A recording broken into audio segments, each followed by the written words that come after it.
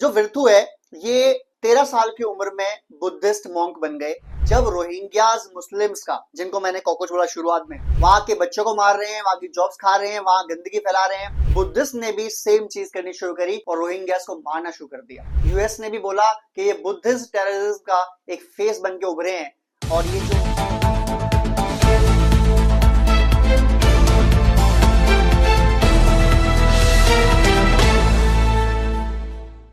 Hello friends, आज हम बात करने वाले हैं एक बहुत बड़े मॉन्क की, जो पूरा एक लीडर बन गया और मॉन्क, बुद्धिस्ट मॉन्क होने के बावजूद जिसने ये शपथ खाई थी कि अहिंसक हैं, अहिंसक रहेंगे, अहिंसा के द्वारा ही हर चीज चलाई जाएगी। बाद में हिंसक बनना पड़ा मजबूरी में, और किस तरीके से पूरे म्यांमार को उन्होंने कॉकरोच फ्री कर दिया। और जो मैं कॉकरोच कह रहा हूं वो आपको वीडियो मालूम पड़ जाएगी कौन से कॉकरोच की बात मैं कर रहा हूं। जो विर्थु है ये 13 साल की उम्र में बुद्धिस्ट मॉन्क बन गए, सन्यासी बन गए। और 1967 में उसके बाद मॉन्क बनने के बाद उन्होंने, जाहिर सी बात है, जो वो करते हैं मॉन्क साधना उपासना वो की। लेकिन सन 2000 आते आते जब रोहिंग्याज मुस्लिम्स का, जिनको मैंने कॉकरोच बोला शुरुआत में, रोहिंग्याज मुस्लिम्स का इतना ज्यादा हस्तक्षेप बढ़ गया म्यांमार के अंदर, म्यांमार के जो ओरिजिनल लोग हैं बुद्धिस्ट, उनको उन्होंने मारना शुरू कर दिया, उनकी जगह उन्होंने कब्जानी शुरू कर दी, उनके बच्चों के साथ गलत काम करने लग गए और उनकी औरतों को बलात्कार करने लगे। जब ऐसे सब चीज चलने लगी तो जो विर्थु थे, जो मॉन्क थे, इनसे रहा नहीं गया, इनसे देखा नहीं गया। और सन 2000 में इन्होंने एक मुहिम शुरू करी और उस मुहिम का नाम रखा 969। ये 969 क्यों है? जैसे मुस्लिम्स के लिए एक नंबर है 786, काफी पवित्र नंबर है, ऐसे ही बुद्धिस्ट के लिए एक नंबर है 969 और ये काफी पवित्र नंबर है। इसमें बुद्धा की टीचिंग्स और बुद्धा की सारी चीजें इसमें इन्वॉल्व होगी। मैं हर उस रोहिंग्या के खिलाफ हूं जो दूसरे देश में जाके वहां के बच्चों को मार रहे हैं, वहां की जॉब्स खा रहे हैं, वहां गंदगी फैला रहे हैं, वहां आतंकवादी चोरी चकारी और इन सब कामों में लिप्त है। वो विर्थु ने क्या करा? विर्थु ने देखा कि दो काम हो रहे हैं। पहली बात, ये लोग जो रोहिंग्याज हैं ये बुद्धिस्ट लोगों को मार रहे हैं, उनके ही देश में उनको रहने दे रहे हैं, और उसके अलावा उनकी औरतों को जहां अकेला पाते हैं वहां बलात्कार कर देते हैं और बहुत गलत तरीके से बच्चों को मार देते हैं, ड्रग्स बेचते हैं, चोरी करते हैं, डकैती डालते हैं और आतंकवाद फैलाते हैं। तो उन्होंने क्रॉस एक मुहिम चलाई, 969 मुहिम। और उन्होंने कहा कि जो बुद्धिज्म है, जो बुद्धिस्ट लोग हैं म्यांमार के, वो सबसे पहला काम ये करेंगे कि इनकी, यानी रोहिंग्याज की जितनी शॉप्स हैं, जितने बिजनेस करते हैं, छोटे मोटे करते हैं, जाहिर सी बात है, पंचर ठीक करना, झाड़ू पोछा मारना, पुताई उताई करना, ये सब काम करते हैं, इन सब से हम ये काम नहीं करवाएंगे। और हम सारी जो बुद्धिस्ट कम्युनिटी है वो इन रोहिंग्यास के खिलाफ, यानी प्रोटेस्ट करेंगे सबसे पहले कि इनके खिलाफ जो ये धंधे करते हैं, काम करते हैं, हम उस सबसे दूर करते हैं, बॉयकॉट करेंगे और हम सिर्फ बुद्धिस्ट लोगों से ही सामान परचेस करेंगे और चीजें करेंगे। उसके बाद मुहिम जब शुरू हुई, आग की तरह फैल गया, इतना फैला कि खुद फेसबुक ने एक पूरा मोटो चलाया 969 मूवमेंट का, यानी पूरा एक अलग ही ग्रुप बन गया कि 969 मूवमेंट, और इतनी फेमस हो गई कि बहुत ज्यादा। इससे क्या हुआ? रोहिंग्यास की रोजी रोटी फर्क पड़ा। उन्होंने फिर क्या करा? हमले शुरू कर दिए जो बुद्धिस्ट लोग थे उनके यहाँ। उसके बाद बुद्धिस्ट ने भी सेम चीज करनी शुरू करी और रोहिंग्यास को मारना शुरू कर दिया। इसके बाद ही सन 2005 में खुद फेसबुक ने बैन किया, इनको आतंकवादी माना। और उसके बाद यूएस ने भी बोला कि ये बुद्धिस्ट टेररिज्म का एक फेस बन के उभरे हैं और ये जो मॉन्क हैं विर्थु, ये मॉन्क नहीं है, ये बुद्धिज्म टेररिस्ट फैला रहे हैं और ऐसे टेररिस्ट को हम अलाउ नहीं करेंगे। हालांकि 2005 के बाद आते आते जो खुद आर्मी थी म्यांमार की वो भी इनको सपोर्ट करने लगी, बिकॉज उनको लगा कि ये काम तो ठीक है, थोड़ा अग्रेसिवली करवा रहे हैं, रोहिंग्यास को मरवा भी रहे हैं, कई जगह उनको जैसे वो करते हैं बुद्धिस्ट के खिलाफ रेप कर दिया, ये भी प्रवोक कर रहे हैं कि तुम भी करो, वो बच्चे कर रहे हैं 20-20, ये कह रहे हैं तुम भी बच्चे 20-20 करो। इस तरीके से मूवमेंट करी। तो पहले पूरी फौज इनके खिलाफ थी, सरकार खिलाफ थी इनकी, बाहर के देश खिलाफ थे इनके, लेकिन बाद में म्यांमार की आर्मी ने भी इनको सपोर्ट किया। और उसके बाद रोहिंग्याज ने 2005 के बाद ही, आपको याद होगा, 2007 से स्पेशली बाहर निकलना शुरू हुआ, यानी 5 लाख रोहिंग्याज के आसपास, ये तो ऑफिशियल नंबर है, मे बी 10 लाख रोहिंग्याज के आसपास म्यांमार से निकले, भागे, आसाम में निकले आए, कुछ बांग्लादेश में चले गए और अब पूरे देश में कहीं ना कहीं फैले हुए हैं। मैं ये नहीं कह सकता कि सारे रोहिंग्याज ही गलत हैं, लेकिन रोहिंग्याज में कुछ जो परसेंटेज है लोगों का, खासकर लोगों में नॉर्मली 1% होता है, इनके यहाँ 4-5% के लोग ऐसे आसपास हैं जो ये गलत काम कर रहे हैं, और इसकी वजह से इनको देश छोड़ना पड़ा, जो ये म्यांमार से निकाले गए। अब मुद्दा ये आता है कि भारत में इस विर्थू जो ये मॉन्क हैं, इनके बारे में क्या बातें हो रही हैं। आपको याद होगा कि एक इंसिडेंट हुआ था पालघर में, पालघर महाराष्ट्र के अंदर, जहां एक हिंदू नेता, आप ऐसे कह सकते हैं हिंदू मॉन्क या संत थे, उनको कुछ मुस्लिमों ने घेर के मारा for so and so reason. जो रीजन बाद में गलत निकला, ऐसा कोई रीजन था नहीं, उन्होंने कोई ऐसे गलत वर्ड नहीं किए थे, बट उनको मार दिया गया और वो मॉब लिंचिंग हुई। उसके बाद विर्थू विर्थू इंडिया विर्थू ये बड़ा प्रोवोक करने लगा, ये बड़ा पॉपअप होने लगा कि यार हमें भी भारत में हिंदू मॉन्क चाहिए विर्थू टाइप का। जो ये जो सा विर्थू ने किया, रोहिंग्यास को वहां से भगा दिया म्यांमार से, ऐसा ही कोई भारत में चाहिए जो भारत के रोहिंग्यास को, और 1% ये जो जिहादी मानसिकता वाले मुस्लिम्स हैं, 99% मुस्लिम की बात मैं कर ही नहीं रहा, वो बहुत अच्छे लोग हैं और भारत को आजाद कराने में भी उन्होंने बहुत योगदान दिया है, भारत के डेवलपमेंट में उनके काफी हाथ है, और वो मेहनत कश लोग हैं। लेकिन जो 1% है जिनकी वजह से पूरे वो 99% बेचारे बेइज्जत होते हैं या शक्की नजर देखे जाते हैं, उन 1% जिहादियों को, पाकिस्तानी सोच वालों को भी निकाला जाए, ऐसा कोई संत, ऐसा कोई मौक भारत में चाहिए। ये बड़ी डिमांड आने लगी। पर अब हम प्रैक्टिकल बात करें, क्या ये भारत में पॉसिबल है? अगर आप ये कहेंगे कि सारे मुस्लिम्स को निकालो, तो मैंने खुद अपने मुंह से बताया कि 1% लोग ऐसे हो सकते हैं, मे बी 1% से कम भी हो, जो ये आतंकवाद या पाकिस्तानियत या जिहादीपन फैलाते हैं भारत में, और भारत के यही खा के, भारत के यही, अभी जो लेटेस्ट हमने देखा दिल्ली बॉम्ब ब्लास्ट में, कि भारत ने उनको डॉक्टर बनाया, पढ़ाया, लिखाया, खिलाया, पिलाया, बाद में उन्होंने भारत में ही बॉम्ब ब्लास्ट कर दिया और बहुत बेचारे गरीब लोगों को मार दिया, जिनमें एक मुस्लिम भी था, जो बेचारा ई रिक्शा चला के अपने बच्चों को पेट पालता था, उसकी भी मौत हुई इस बम धमाके में। अब मुद्दा ये आता है कि क्या हम भारत में ऐसा कर सकते हैं? आंसर है शायद नहीं कर सकते, लेकिन हम रोहिंग्यास को जरूर निकालेंगे। और क्या ये रास्ता सही है, हिंसा के खिलाफ अहिंसा या अहिंसा के खिलाफ हिंसा? मैं मानता हूं कि हिंसा भी जरूरी है, हिंसा को हिंसा से ही काट सकते हैं आप। रामायण में एक लाइन लिखी है, भय बिन होय न प्रीत, मतलब बिना डर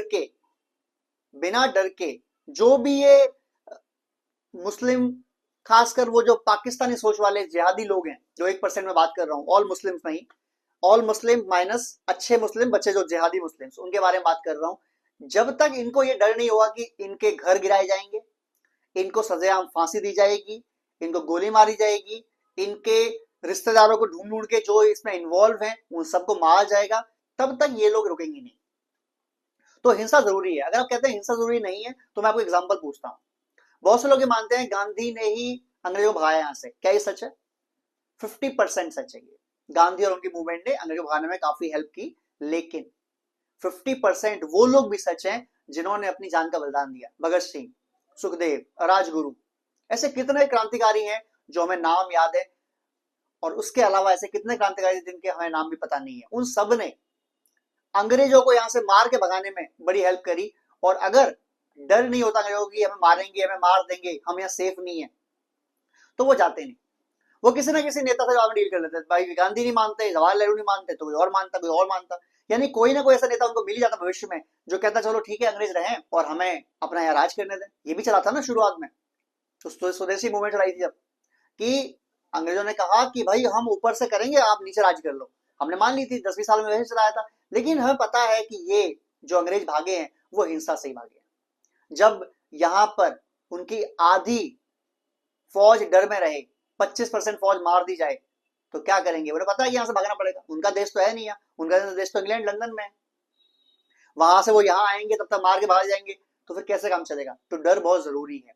किसी भी हिंसा को रोकने के लिए हमेशा अहिंसा ही काम आएगी नहीं, कभी कभी हमें हिंसा भी काम में लेनी पड़ती है, और हिंसा जब हम काम में लेते हैं तब हमें मालूम पड़ता है कि हिंसक होने के बाद किस तरीके से जो उग्रवादी हैं, जो आतंकवादी हैं, वो मानते हैं। अगर आप सोचते हैं कि आतंकवादी जो यहाँ बम ब्लास्ट करके गया, जिसने खुद को उड़ा दिया, जो उसके पीछे के लोग हैं, आप उन्हें बोलेंगे हाथ जोड़ के विनती है कृपया बम ना फोड़ें, तो क्या वो मान जाएंगे?